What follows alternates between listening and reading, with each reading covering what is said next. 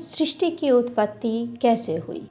सृष्टि की उत्पत्ति कैसे हुई, यह प्रश्न शुरू से ही सामान्य लोगों के साथ ही ऋषि मुनियों के लिए जिज्ञासा का विषय रहा है। हिंदू धर्म के अनुसार सृष्टि अनादिकाल से अनंत काल तक ऐसा ही रहेगा। एक तरफ वैज्ञानिकों के अनुसार सृष्टि की रचना एक सर्वव्यापी विस्फोटक के साथ हुई है, जिसे वह बिग बैंग की संज्ञा देते हैं। इसके कारण ब्रह्मांड अब भी विस्तार पा रहा है। तो दूसरी तरफ 10वीं शताब्दी में भारतीय दार्शनिक न्याय कुसुमांजलि कहते हैं कि जिस प्रकार संसार की सभी वस्तुएं अपनी रचना तथा विकास क्रम के लिए किसी अन्य बुद्धिमान जीव पर निर्भर करती है, उसी प्रकार पृथ्वी भी एक वस्तु के समान है जिसकी सृष्टि तथा विकास क्रम किसी सर्वज्ञ तथा सर्वशक्तिमान सत्ता पर निर्भर करता है तथा इस सत्ता का नाम ईश्वर है। हालांकि 2 शताब्दी पश्चात इसमें कुछ बदलाव आए और लगभग यही युक्ति ईसाई विचारक संत अक्वानाइस भी प्रस्तुत करते हैं। वहीं मत्स्य पुराण के अनुसार सृष्टि की रचना एक सुनहरे गर्भ में ब्रह्मा के प्रवेश कर जाने के फलस्वरूप हुई है।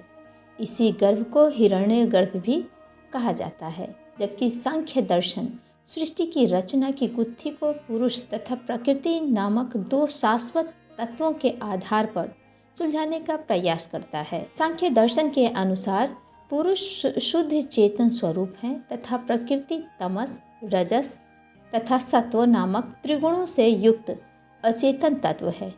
बता दें कि सृष्टि की उत्पत्ति से पूर्व प्रकृति के तीनों गुण एक संतुलन की स्थिति में शांत अवस्था में विद्यमान रहते हैं, किंतु अनादिकाल में पुरुष की प्रकृति से निकटता के कारण ये तत्व कंपायमान अवस्था में आकर सृष्टि का निर्माण करने लगते हैं।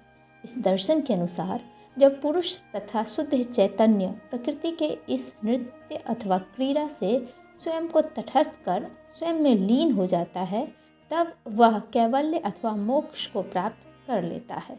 दूसरी तरफ नारदीय सूक्त के प्रथम सूत्र के अनुसार सृष्टि की रचना एक प्रश्न सृष्टि की रचना से पहले उपस्थित तत्व के प्रश्न से अपरिहार्य रूप से जुड़ा हुआ पाया जाए। किंतु सृष्टि से पहले तो हम किसी सत्य अथवा सत्य की कल्पना कर सकते हैं, लेकिन इसमें भी कई समस्याएं हैं। हम इस परिप्रेक्ष्य में देखें तो सृष्टि प्रकरण से जुड़े सारे प्रश्न अपने मायने ही खोते हुए प्रतीत होते हैं। सृष्टि के आरंभ से पहले किसी बिंदु की कल्पना सृष्टि की उत्पत्ति की अवधारणा को ही खंडित कर देती है।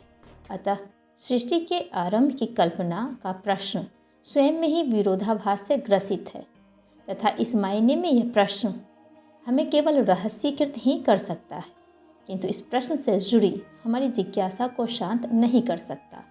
इस तरह ब्रह्मांड की उत्पत्ति से जुड़े प्रश्न तथा उनके उत्तर पर विचार करने के पश्चात हम इस निष्कर्ष पर पहुंच सकते हैं कि यह प्रश्न मानव की बुद्धि से उपजते हैं और इन प्रश्नों का कोई भी सटीक उत्तर अनेक प्रश्नों को साथ लेकर आता है, जिनकी समग्रता में कोई संतोषजनक उत्तर देना असंभव लगता है। इन प्रश्नों के उत्तर देने की कोशिश केवल बौद्धिक परिकल्पनाओं को ही जन्म दे सकती है, जो कि एक निश्चित सिद्धांत का रूप धारण नहीं कर सकती, क्योंकि इन्हें सिद्ध अथवा सिद्ध करने की कोई निर्णायक कसौटी हमारे पास है ही नहीं। किंतु इन प्रश्नों के अबूझ होने या एक पहेली होने से इसका महत्व कम नहीं हो जाता है। शायद यह प्रश्न मानव बुद्धि को स्वयं में उलझाकर उसे यथास्थान दिलाते हैं।